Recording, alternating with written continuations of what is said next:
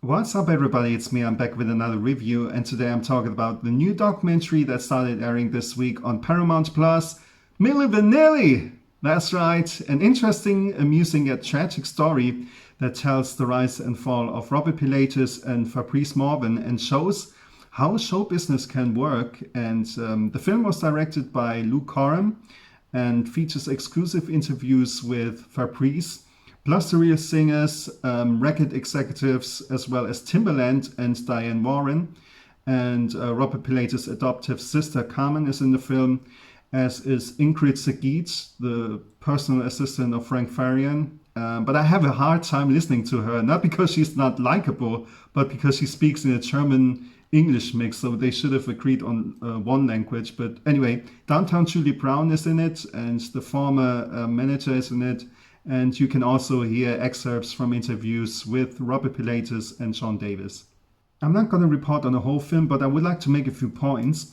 So Fabrice Morvan from Paris went to Munich, Germany, and met Robert Pilatus, and the two became friends and made music together. And one day they met Frank Farian, and Frank Farian is a German record producer who had huge success with Boney M in the 70s. You probably know some of their songs: Daddy Cool, Ma Baker, Rasputin, Rivers of Babylon. So big songs back in the day. And I actually respect Frank Farian quite a bit as a producer because he's one of the few German producers who had success in US and pretty much worldwide. And but it seems that he's a shady person. I don't know, something's up with him.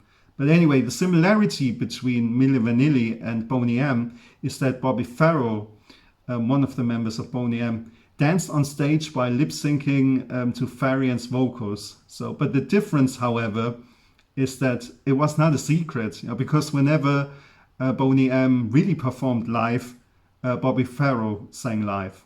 What's not shown in the film is what was written in the contract. I know a little bit about what was in there, but I would have liked to see the whole thing. So, and that because that's the strange part of the story for me, because I think they must have written somewhere that Rob and Fab were really just hired as dancers, because let's face it, if you're a singer or a performer who wants to sing and you're signing a recording contract, you assume that you're allowed to sing on an album, right?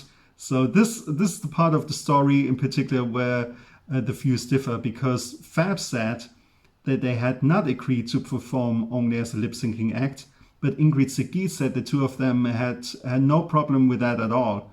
But Rob once said in an interview that he agreed not to sing himself. So this is the part of the story where you really don't know the truth. And also Brad Howell, one of the real singers, said that he had no problem not being on stage because he was in his mid-40s at that time. And he wanted to work behind the scenes. However, Charles Shaw, who did the rap part on Girl You Know It's True, definitely wanted to be on stage. And he was interviewed for this film, and he said that he got $12,000 from Farian to keep his mouth shut, basically. And of course, I don't know the background, but if he got a contract with a non-disclosure clause, Frank Farian was legally right. So, but I can understand why Shaw was upset, because somebody else becomes famous with your voice, and on top of that they deny that you sang it. So that's screwed up. But so Charles Shaw said that he's the real singer. Frank Farian didn't like that and he fired him, and Sean Davis took over. So Fab basically lip synced the vocals of two guys. After the success of Girl You Know It's True, the single, Frank Farian recorded an album. And what is described in the film and what fascinated me is how precisely everything must have proceeded in the studio to keep the secret, because the musicians were only allowed to be in the studio for a certain amount of time. The background singers were only allowed to be in the studio for a certain amount of time before either Brad Howell or John Davis came into the studio through the basement entrance at night to record the vocals that were thought to be coming from Rob and Fab. The success quickly spilled over from Germany to Europe and then to the US. It's amazing how fast everything happened. And they went on Club MTV tour, and it's often misrepresented that their career ended when the tape skipped. because they were on stage one night performing Girl You Know It's True, and then the thing started to skip, girl you know it's, girl you know it's, girl you know it's, over and over again.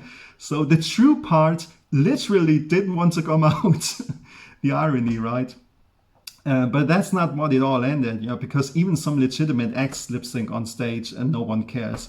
So they won the American Music Awards after that, and they went on US promotional tour, and they gave interviews in English, and it was noticeable that their English wasn't as good as what you could hear on the record. So the interviewers were like, wait a minute, something doesn't add up. Are these really the guys who sing on the record? But what's fascinating to me is despite the rumors that they didn't sing, no one ever asked them to.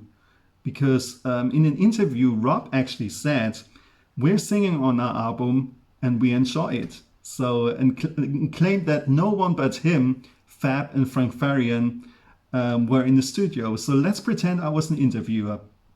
Who would have believed them? My following question would have been, okay, can you sing a little a cappella piece for us?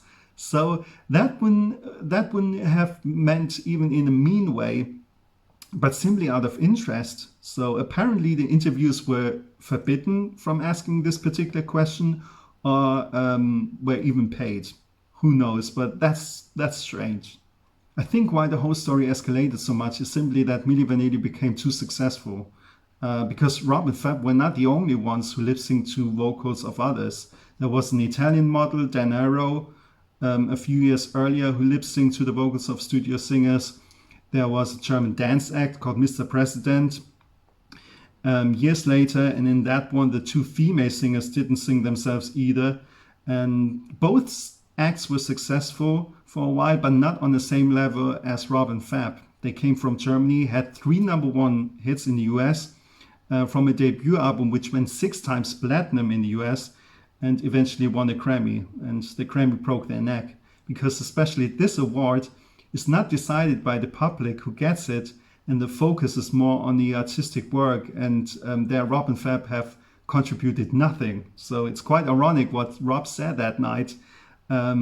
He said, there are many artists in this room and outside in the world who could have achieved the award, could have achieved the same award that we achieved today.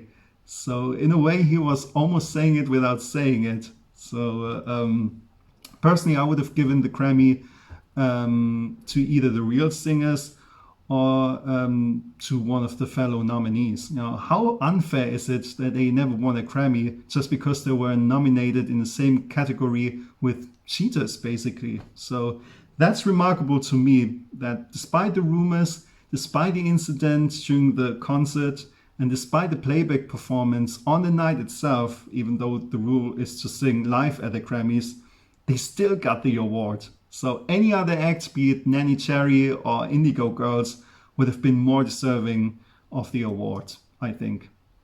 After that, especially Rob became arrogant and obnoxious. At one point, he gave an interview to Time magazine in which he apparently said that he had greater musical talent than Paul McCartney, Mick Jagger, and Bob Dylan. Fab once said that Rob didn't say it that way. It was taken out of context. And yes, I can imagine that generally statements from interviews are misquoted or misrepresented sometimes. You can say 100 positive things about anything or anyone and one negative thing, and they take that one negative thing and make it into a headline. So because that's just the way it is, I guess. I mean, a negative headline always sells better than a positive one. Sad but true.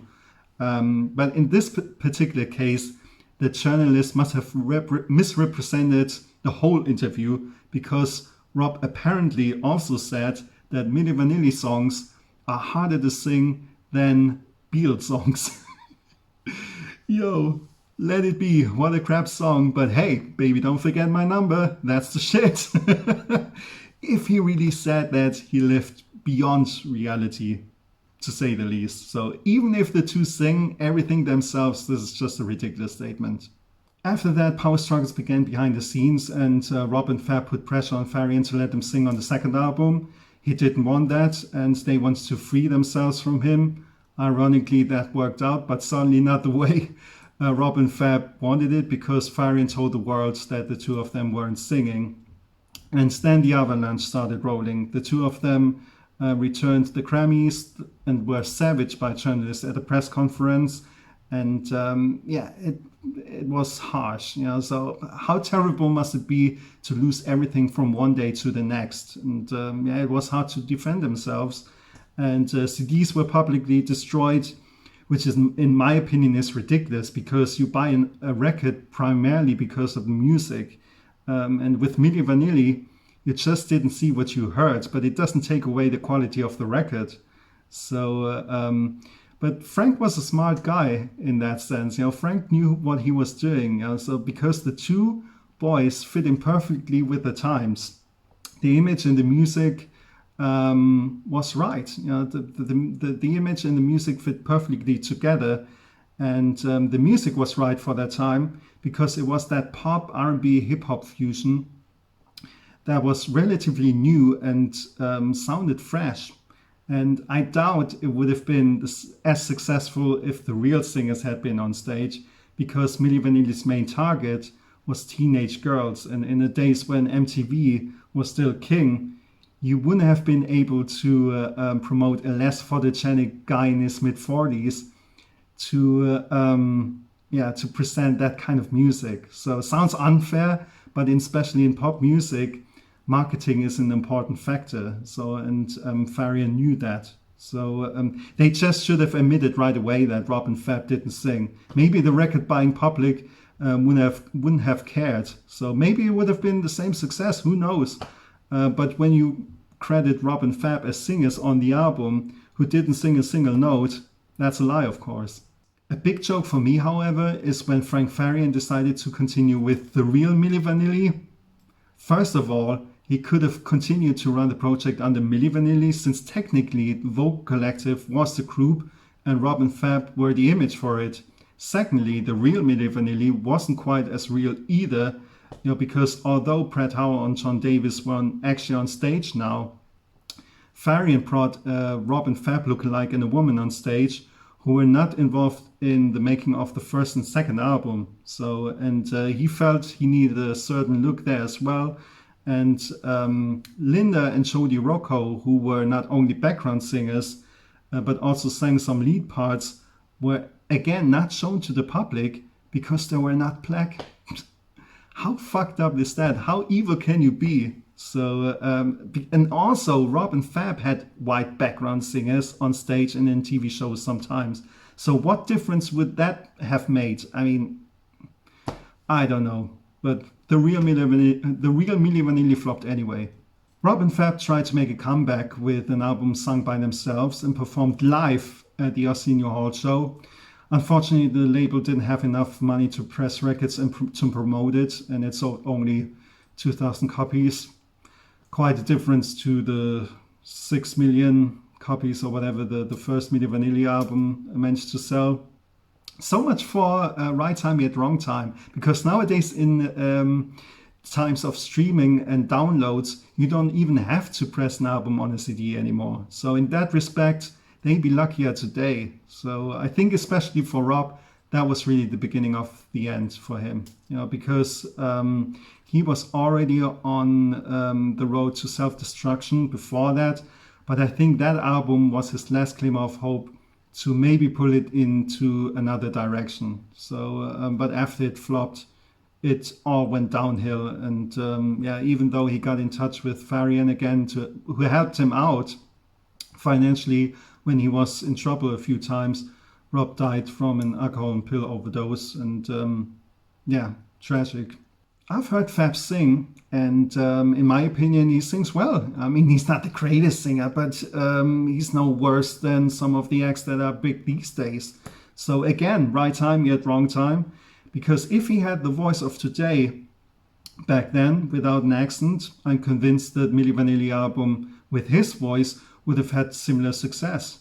He would have been good enough to record it. So because look at all the R&B acts from that time, whether it was Bobby Brown, Keith Sweat or Milli Vanilli, You never said, "Oh my gosh, they're incredible singers." So it was the acts that worked. The overall package was right. I don't think something like Milli Vanilli would work in this day and age. In times of social media, you would find out in no time that something is wrong. But it would have been interesting to find out how long Milli Vanilli would have existed if the truth had never come to light. I think the thing might have only been successful for 3 albums. Who knows? But look at the acts Frank Farian produced after that. La Bouche had one big album with hit singles from it, but the second album flopped. Same with No Mercy. One big album, hit singles, but the second album, the success was much less. So my conclusion about the film is a lot of archive footage is shown to create a comprehensive overview. I think it's good that the story is reported quite objectively and not one-sided. There are people who directly or indirectly had to do with Milli Vanilli and talk about their point of view. And in my opinion, there was no one to blame. Rob and Fab had nothing and they wanted to become successful. And then the big producer came along, gave them the chance or give them the opportunity to become famous. And the only thing you can blame them for is that they weren't humble enough. But then again, imagine you're a guy in your early 20s, you're famous worldwide, you're making a lot of money, you're getting every girl you want. You're not really saying, "Nah, I'm not interested. I stay in my room and read a book." That's not going to happen. So, but also you have to ask if it was all worth it, because Milli Vanilli only existed for 2 years. So what's the point if you experience heaven on earth for 2 years, but hell for many years after that? So, and to a small degree, be ridiculed for the rest of your life. So at least Fab was smart enough to realize that there would be an end one day, but Rob believed the lie. So everyone knew what they were getting into. And as much as the blame was placed on Rob and Fab, it should have been equally placed on everyone who was involved because they were all making money. And at the end of the film, one music critic said, there was no real crime, but it cost a life. And that's the tragic part. So both lost the life they could have had. So like I said in the beginning, this film shows how show business can be. This was my review of Milli Vanilli. I hope you enjoyed it. And if you did, give me a thumbs up, leave a comment or subscribe to my channel. I would appreciate it. And thanks for watching.